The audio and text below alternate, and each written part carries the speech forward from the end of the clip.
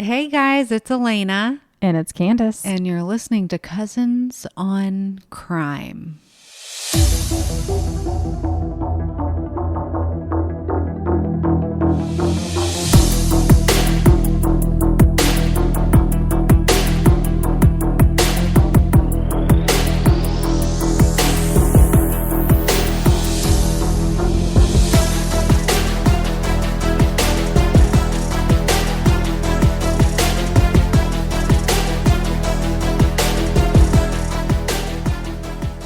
Oh, I liked that. That was really suspenseful. Oh, yeah. And really set the mood.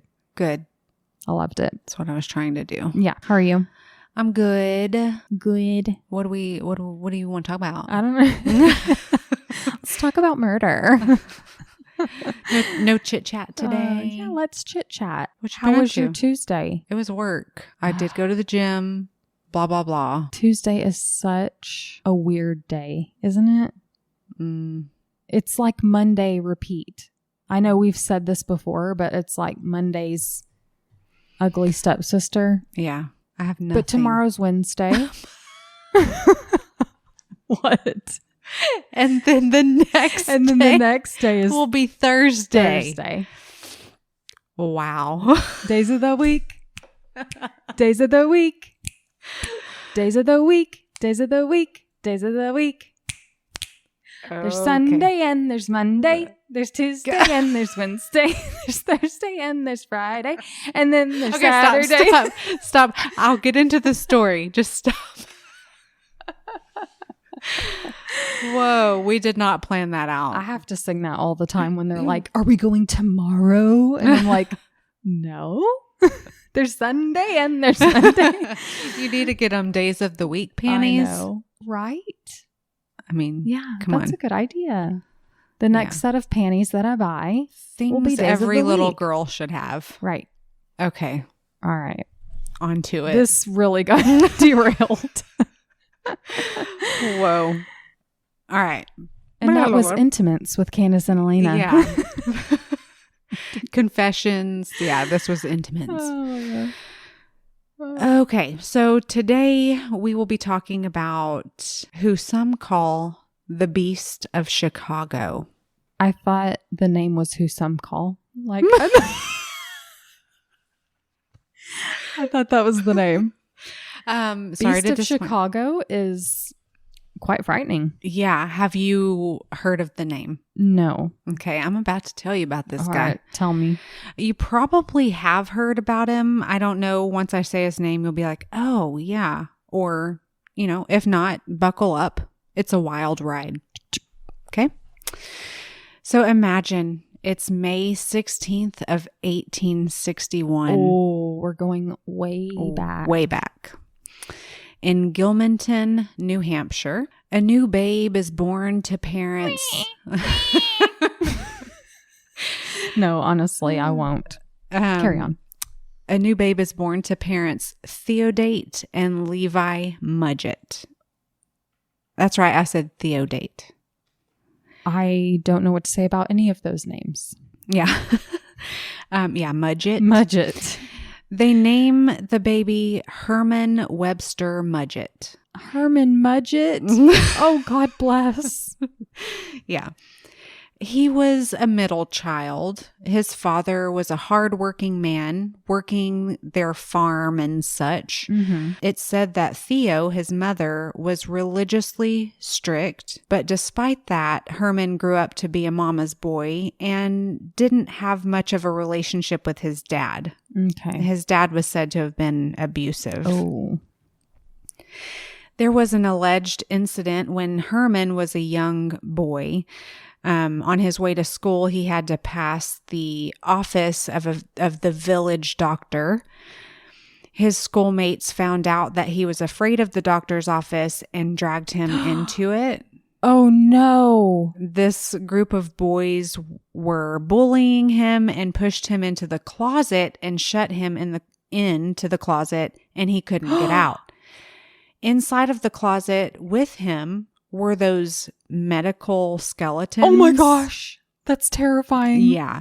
You know, the ones that they use for teaching. Oh, I know the ones. Yeah, so that was a little traumatizing for him. Yeah, I bet. But fast forwarding, when he graduated high school at 16 years old, he became a teacher. Okay. And then he eloped and married Clara Lovering in 1878. And she was going to change her name from Lovering to Mudgett? I don't think so. Yeah, can I keep my last name?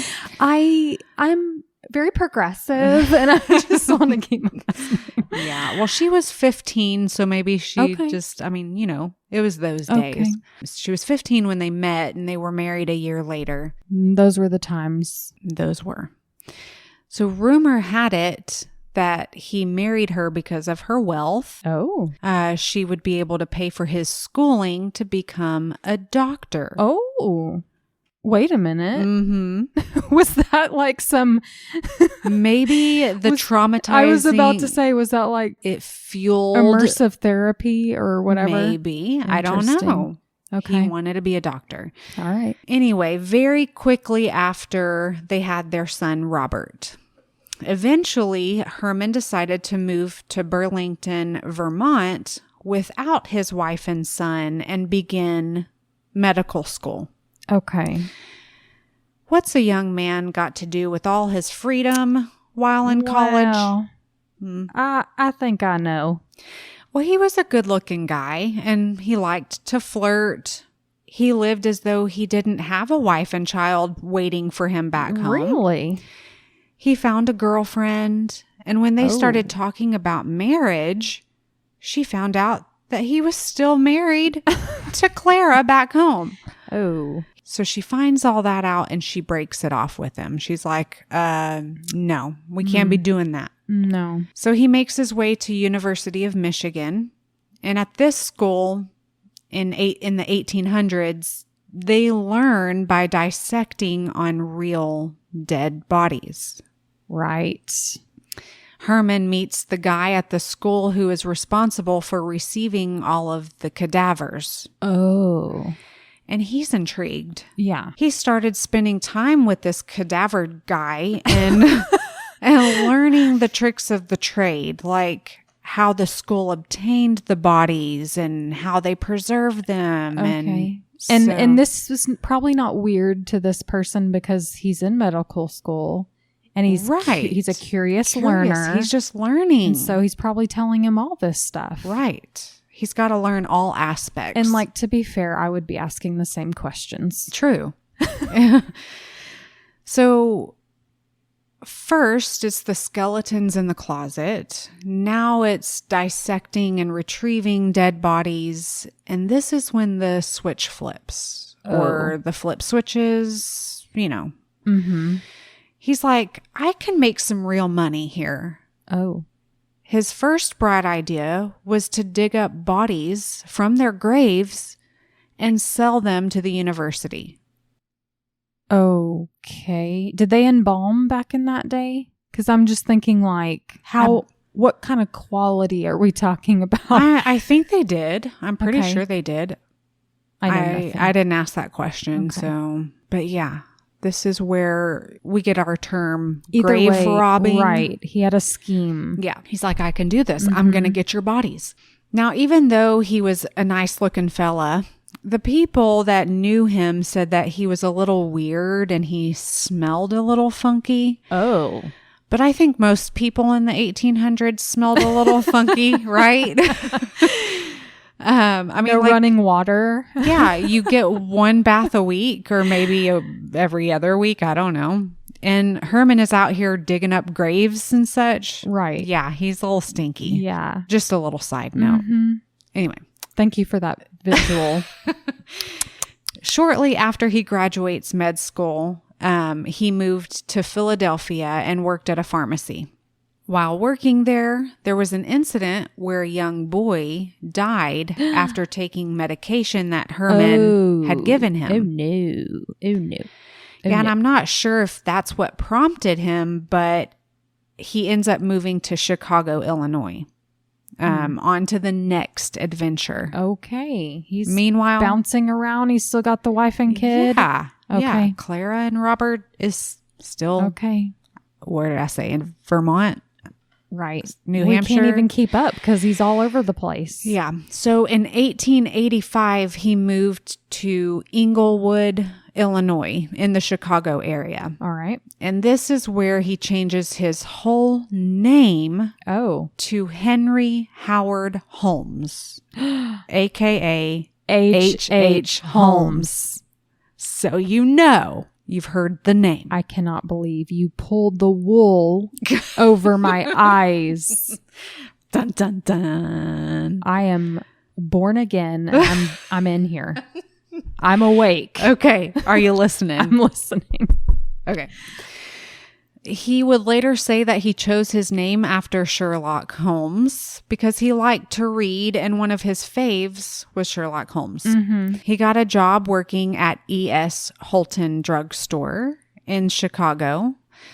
Everett Holton, the owner of the drugstore, recently died at this time. And so in 1888, newly named H.H. Holmes asks Everett's widow if she would sell the drugstore to him, and she agreed. Wow. They made the sale, and Miss Holton was never seen again. Right. Yeah. Do you know a lot about this story? Kind of. Well, chime in. Okay, go on. Okay. But you were cheeky because you told it in a way where I was like, I've never heard this before. Just kidding. Okay. Once he settled into the new ownership, he decided to build a 3-story building across the street from the drugstore. He closed the original drugstore, and in the new building, he had a pharmacy on the first story, along with a jewelry store and a barber shop and a blacksmith. A blacksmith? A blacksmith? I don't know. That confused me. And a restaurant. Okay. The third story had boarding rooms and apartments for rent.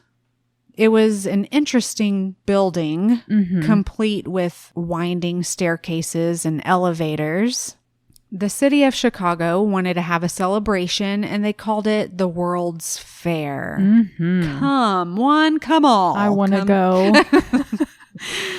Millions of people would be coming into town to celebrate, and Mr. Holmes's 3-story building would have been perfect to house several visitors. And he's got that restaurant. He's got a blacksmith. Yeah. I mean, he can be doing your horseshoes while you're in town. Exactly. I don't know. with the blacksmith. I'm just trying to act like buy some jewelry while you're there, you know. I'm an uncultured swine. I don't know.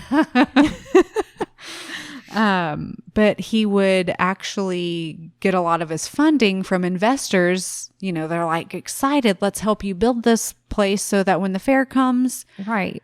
But he didn't have intentions to pay this money back to these guys. You don't say. Yeah. In 1889, Mr. Holmes approached 33-year-old Benjamin Pitezel. I meant to look that up to see how you say it. I think it's Pitezel. And he asked him to be a partner in his business endeavors. Now, Benjamin was married with 5 children. He was a carpenter, so he would help with the construction of the building. Mm-hmm. In 1890, Mr. Holmes began an affair with a 31-year-old woman named Julia Smythe. Yes, he is still married to Clara, but he hasn't seen or talked to her since he left for med school, right? So, are you serious? He hasn't talked to her since then? No. What? No. He just left and she's like, oh, he's going to come back a doctor. Woo! Yeah. Like she doesn't know what happened to him. Wow. Okay. Well, she really doesn't know because he's changed his name now. Yeah, exactly. So Julia was the wife of Dr. Lawrence Connor, and she had a little girl with Dr. Connor named Pearl. She worked at the jewelry counter on that first floor of his building, Mr. Holmes's building. And Julia's husband found out what was going on. He's like, what's going on here? No. And after Dr. Connor found out about the affair, he quit his job in town and he moved away, leaving Julia and Pearl with Holmes. What? Yeah, he's like, this is what you want? Yikes. So Julia would fall pregnant with Mr. Holmes's baby. But before the baby was born, Julia and Pearl disappeared. On Christmas Eve of 1891. Oh. Was the last time anybody heard from them. Interesting. Mr. Holmes told those who questioned that Julia had left unexpectedly to visit her dying sister. She'll be back. She just went to go see her sister. Okay. I could think of a better one, just like right now. Okay. She got back together with her husband and she moved. That was his next story. Okay. Yeah. So he then changed his story, saying that she had fled to be with her former husband. He later claimed that Julia had actually died during an abortion. Oh, Lord. But the math wasn't mathing. Like, why not have a funeral if she died? Right. What did you do with her body after she died? Where's Pearl? Right. But life went on. Yeah. So 1892, another woman would come into his life, a woman named Emmeline Segrand. She was 23 and he hired her as a secretary. Mr. Holmes asked her to marry him. Oh, that's so romantic. Yeah. Shortly after the proposal, she was telling people that she was going to go back home to Indiana, and she's never seen again. What? And so she was last seen in December of 1892. So seems like around Christmas time, these women just leave him. In the weeks leading up to her disappearance, neighbors noted that she appeared to have lost interest in her relationship with Holmes. I don't know if she was like what she was saying. She probably was like, I got to get out of here. But if she was going back home. Yeah. I mean, that didn't seem out of the ordinary, right? Mm-hmm. She's going home. Okay. It's in Indiana. Right. Probably won't see her again. Okay.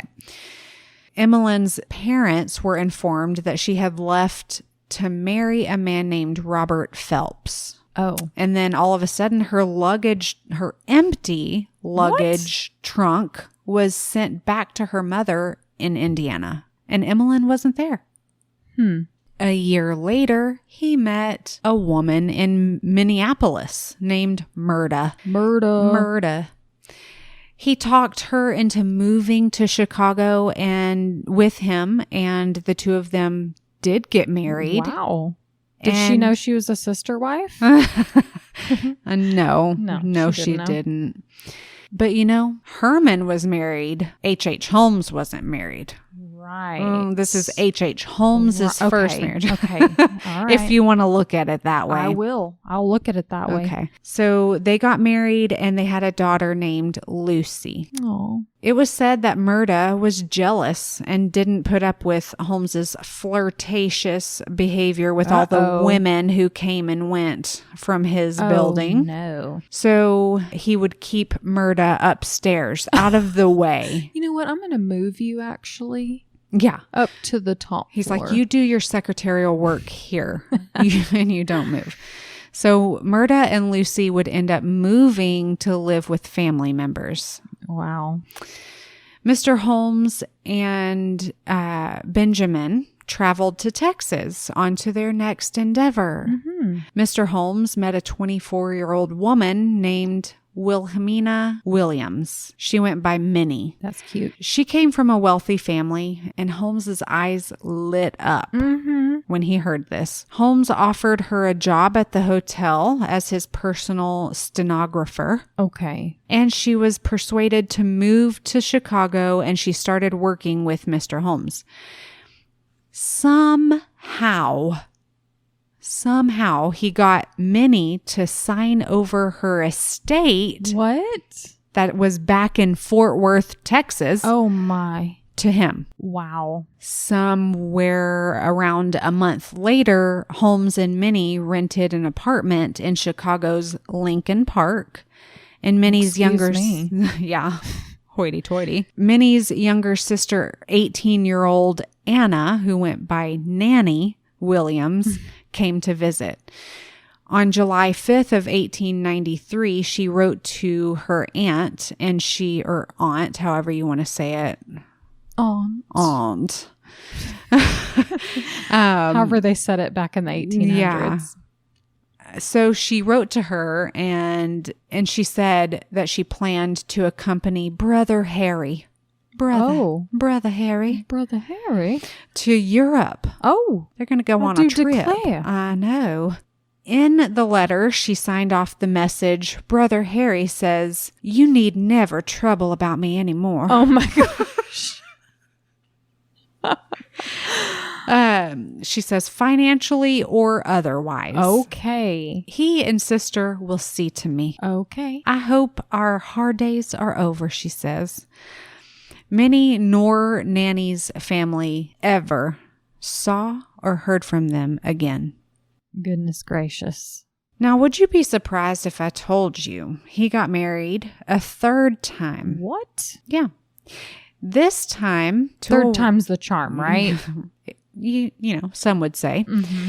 This time, a woman named Georgiana. And she came from a wealthy family and had a big inheritance coming her way. Mm-hmm. Now, I don't have a lot of information on her. Okay. Because I failed to research that. But she was just yet another victim in all of his schemes. Mm. In his travels to other states, Mr. Holmes was known to borrow money for building loans and then skip town. Like he goes to these other states and he's like, "Hey, I'm going to build this building. Mm-hmm. Do you want to invest?"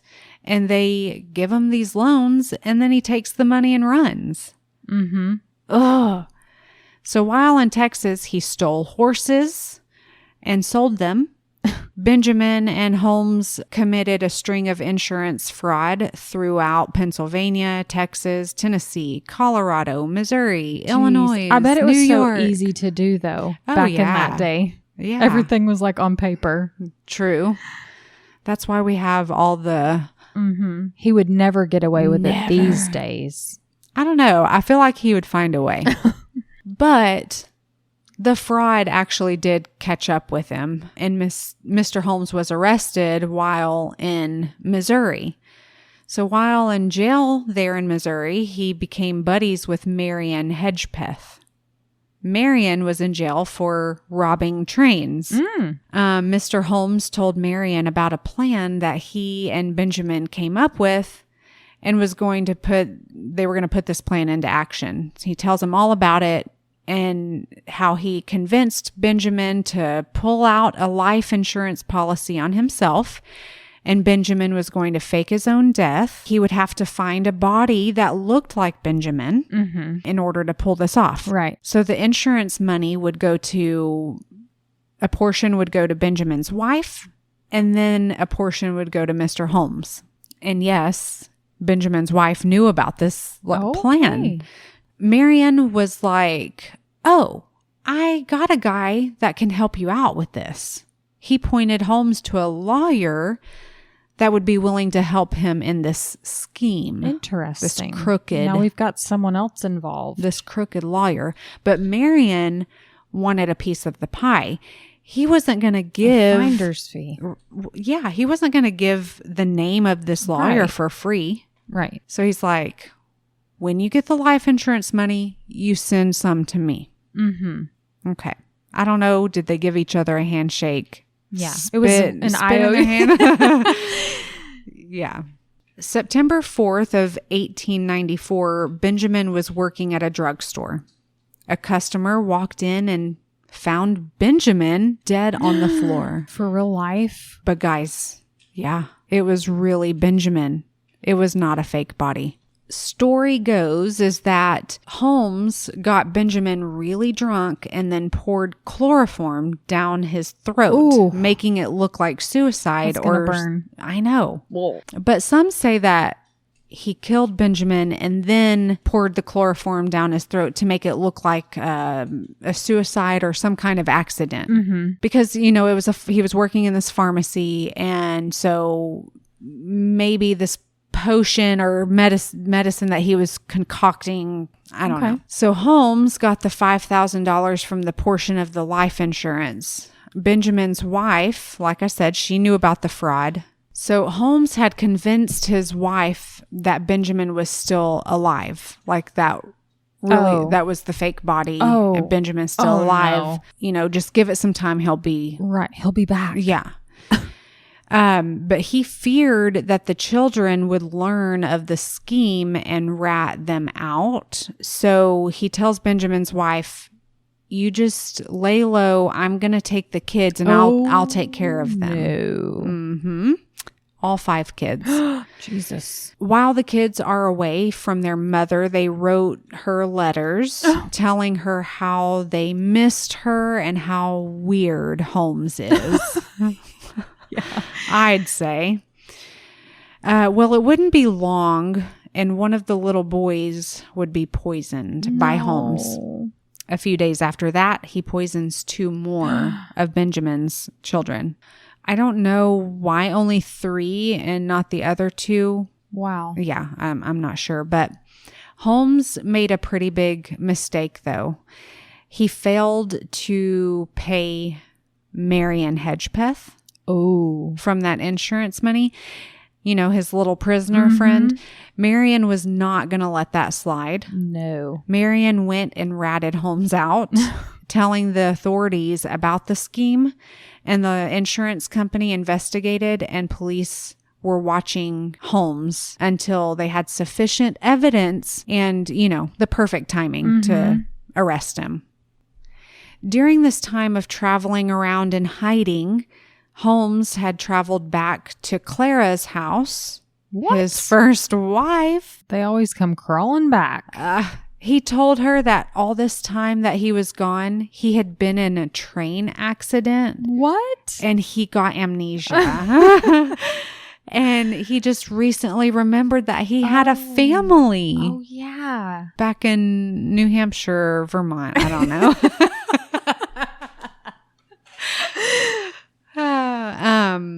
Yeah. So when he left her, they were living in Vermont, but she moved? I heard that she moved to New Hampshire with his family, with his parents. I don't know why she wouldn't live with her wealthy family. Oh. I don't know how that works, but rumors, guys, rumors. Yeah. But in 1894, as he's trying to hide out, Holmes arrived in Boston. He's like, okay, they're still looking for me. Hi, but bye. They haven't started looking in Boston. Yeah. So. Yeah, I got to get out of here. I know I just got back, but I got to get out of here. So he goes to Boston and checked into a boarding house in the West End under the name of H.M. Howell. Okay. Authorities had received word that Holmes was wanted for larceny, for the stealing of the horses in Texas. So on the afternoon of November 17th of 1894, Holmes was arrested in Boston. Got him. Yeah, he was arrested by the Pinkerton Detective Agency. Okay. Did you ever learn about the Pinkertons in history? Oh, I did. Anyway. I did. I just loved history. Maybe I wasn't paying attention. Y'all know I just love history because I talk about all these cases from the 1800s. Okay.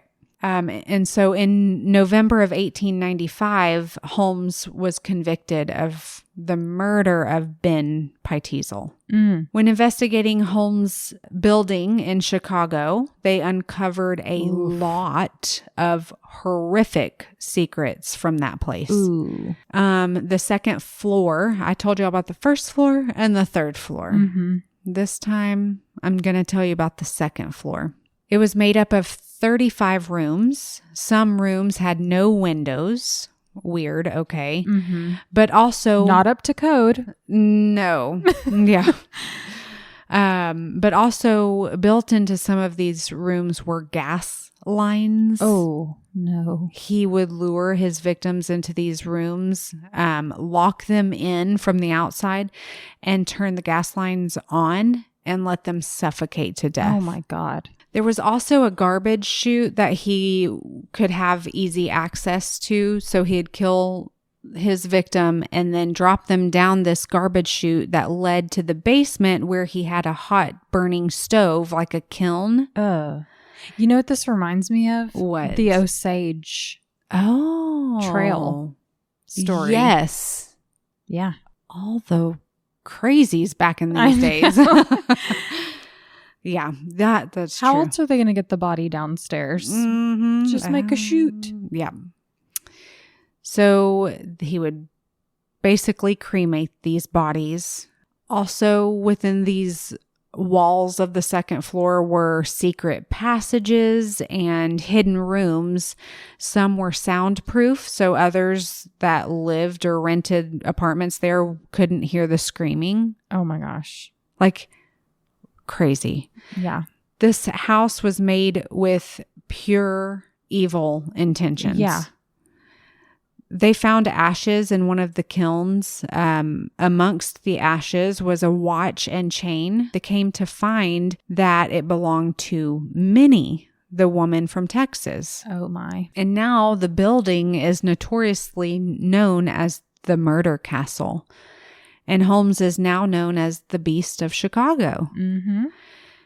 Herman Mudgett, a.k.a. H.H. Holmes, with several other aliases throughout his short life, would initially plead not guilty. Well, don't they always? Yeah. Shocker. But in the end, he let it go. And he confessed, saying, "I was born with the devil in me. I could not help the fact that I was a murderer. No more than a poet can help the inspiration to sing."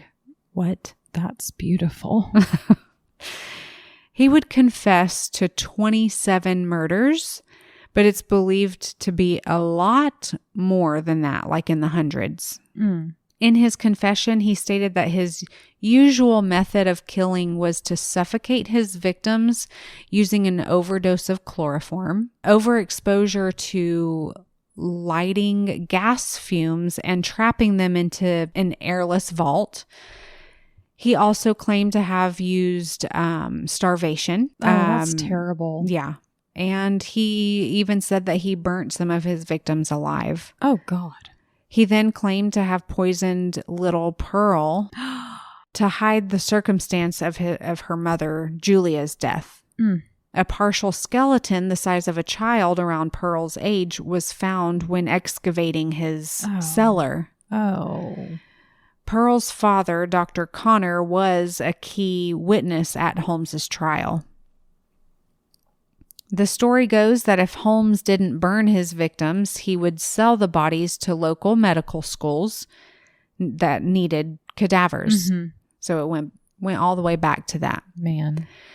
Medical schools purchased many human skeletons from Dr. Holmes during this period, but never asked how he obtained them. I mean, back then it was like the wild, wild west. It really was. Just like, yeah, you got a cadaver for me this week. Yeah, it's literally. Seriously. Oy. One of his victims, Emmeline, her skeleton was found by police at the home of a Chicago physician who admitted having articulated 3 skeletons for H.H. Holmes. Oh, my. Some say that this is just a rumor with no real proof, but during the 1893 World's Fair in Chicago, he engaged with multiple women in order to kill them for their life savings. Jeez. Like, hey, good looking. Gosh, he didn't quit. Yeah. Young women in the area, along with tourists who would come to the fair, suddenly began disappearing. And side note, the construction workers who built the murder castle were routinely fired before they could learn enough about what Holmes was doing and the weird hidden passages. Right. So the next person would take over at this point, and it wouldn't. Yeah. The weirdness was closed off, and then, so they couldn't learn about the oddities or, I would have given anything to go in that building. Can someone please, I know, that's like super wealthy and they don't know what to do with their money, can you please build a replica of this murder castle? I know. It would have been so interesting to go in there. Man. Herman Mudgett was sentenced to death and was hung on May 7th of 1896 at just 34 years old. Jeez. He requested that he be buried in cement, however you want to say it, so that grave robbers couldn't come dig him up. I'm sorry. And dissect his body. And the judge is like, okay. No. We'll grant you your wish. I'm sorry, BK. We cannot give you your vegan meal. Right. No. That's not how it goes. There is a lot more reported on this case, and I'm sure you might want to chime in on what you've heard. But if I tried to tell you all of it, we'd be sitting here a lot longer. 3-parter. Yeah. No, I think it's good because a lot of times when people cover this case, it is drawn out. Yeah. Every detail. And so it's y'all good don't want to have, sit here and listen to all of it. You know, if you want to hear the story of H.H. Holmes, this is a really good comprehensive story. Yeah. If you want to get into the weeds, I'm sure it's out there. Go in the weeds. I think, I mean, But a lot of it is rumors, you know, because back in the 1800s, it was newspapers. You hear from it from the newspaper, and it's not always accurate information. Yeah. And things moved so slowly, too. Like information moved so slowly back then. Exactly. By the Pony Express. Yeah. So through it all, Holmes traveled to several states throughout the United States, committing insurance scams and murdering people. And it's not like his motive was just to kill. It was more for the money. It seems to have always been a business opportunity for him. This 3-story building, or castle, as some call it, would have been really cool to go into, like we just talked about, if it weren't for knowing the evil within. But even if we wanted to, we couldn't, because the place burned down in 1938. Yeah. It was set fire by an arsonist. I'll tip my hat to you, right? Sir. Even though it would have been nice to see. There's no point for it to be. Yeah. The evil, the vibes in there are probably there's no sage that could cleanse that out there. You got that right. So in 2017, Herman's body was actually exhumed. Did you hear about that? I don't remember that part. As they dug, they found an empty coffin, but then they find the cement. And under the cement was the coffin that actually held his body. Oh. He had a fake coffin on top of the cement. Why did people indulge him in this? Like, why did someone go through the trouble to do this for him? I don't know. Get a lot. Like, why? Yeah. So weird. So weird.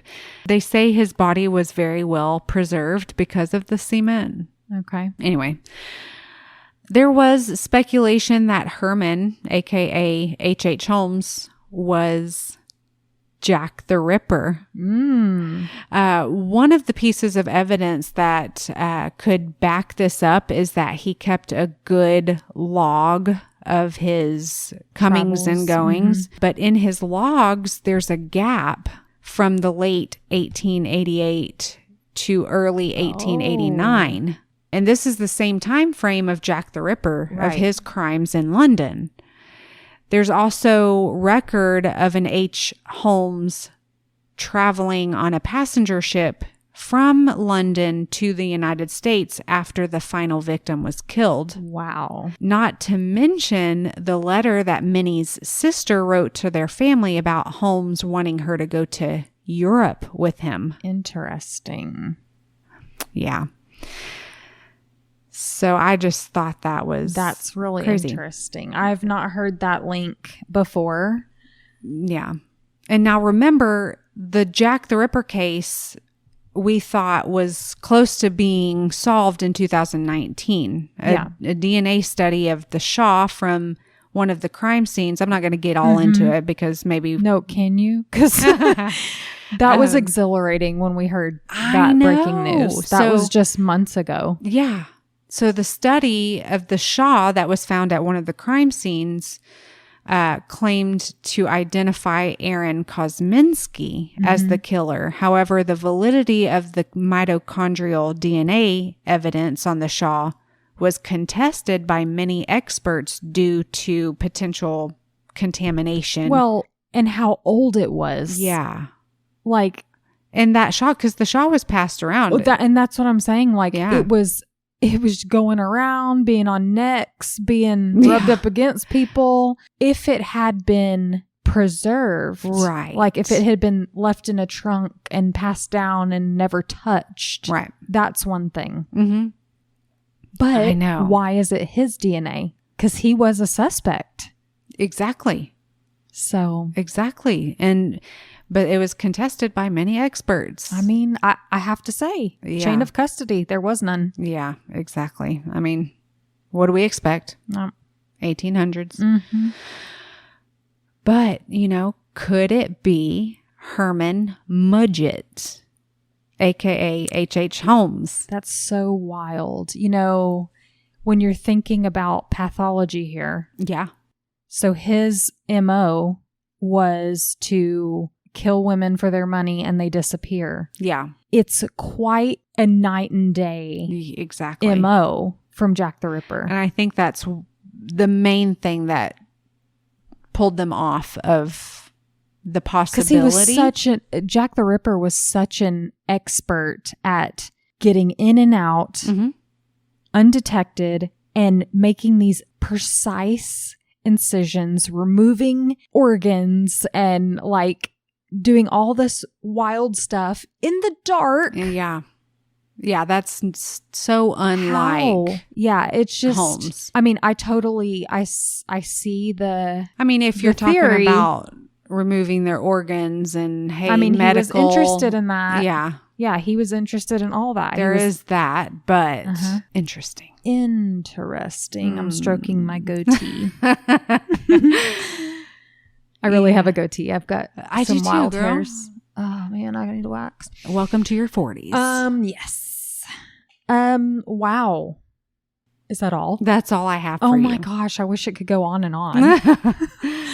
When American Horror Story came out with that one season that was based on the H.H. Holmes murder castle. I never did watch it. You would not like that show. I wouldn't like it. It's raunchy and it's of the devil. That's right.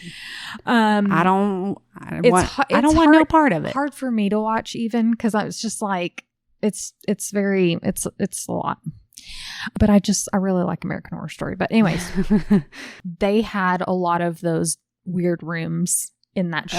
Oh, okay. So, and it was cool, that part of the show, because you're like, oh, this feels really immersive. Like I'm in this hotel, like you open a door and it's not a door, it's a cement wall. Yeah, it's a wall, or it's this small room with furniture and that's one report that I read was some of the narrow rooms just had furniture that he kept hidden. Like he would buy the furniture on credit and hide them in these hallways in these secret passages to not have to, he can keep the furniture, but he didn't have to pay them. Anyway. Guys, I'm entering the $1.3 billion lottery. And if I win, I will build. Oh my gosh. And you will come.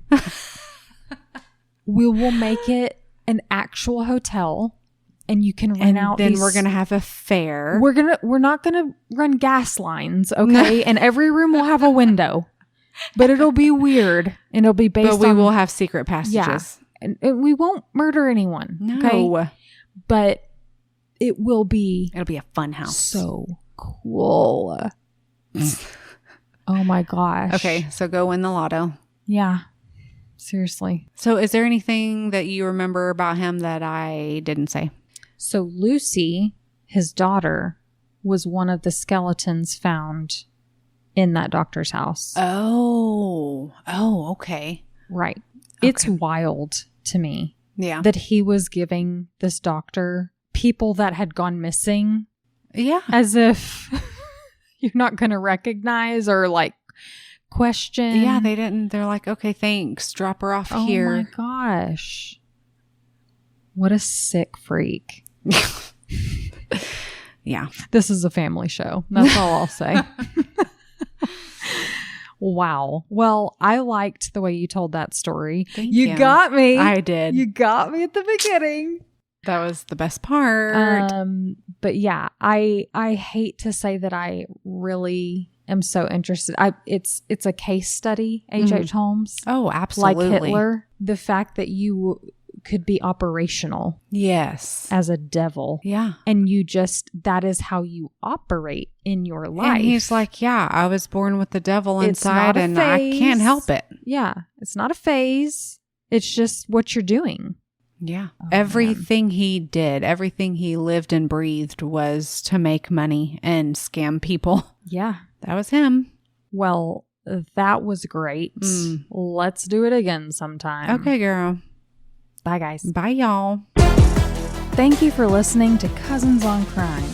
Get connected with us by becoming a free member on our Patreon. Or for just $5 a month, you'll have access to bonus episodes, discussion groups, and much more. If you can't afford $5 a month, we get it. Inflation, am I right? Please consider leaving us a positive review and rating wherever you listen. And don't forget merch. Support our podcast and show the love by sporting t-shirts with our latest designs, or grab an evidence bag to keep the chain of custody for all your valuables. Don't forget to follow our show on your favorite streaming app so you never miss an episode, and get photos and updates on our Instagram at Cousins on Crime Podcast or our Cousins on Crime Facebook page.